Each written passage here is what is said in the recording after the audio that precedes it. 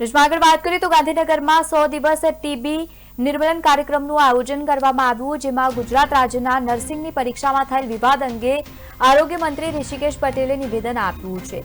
આ પરીક્ષામાં કોઈપણ પ્રકારની બીજી ગેરરીતિ થઈ નહીં હોવાનું તેમણે કહ્યું હતું।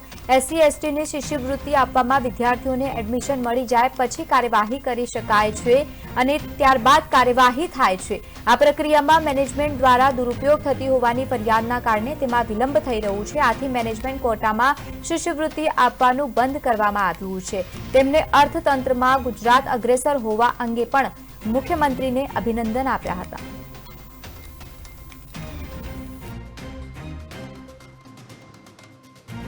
પોસ્ટ મેટ્રિક શિષ્યવૃત્તિ હતી એમાં જ્યારે કોલેજમાં વિદ્યાર્થી એડમિશન લે અમારો એક વ્યવસ્થા છે, એ વ્યવસ્થા દ્વારા એ એડમિશનો આપવામાં આવે છે।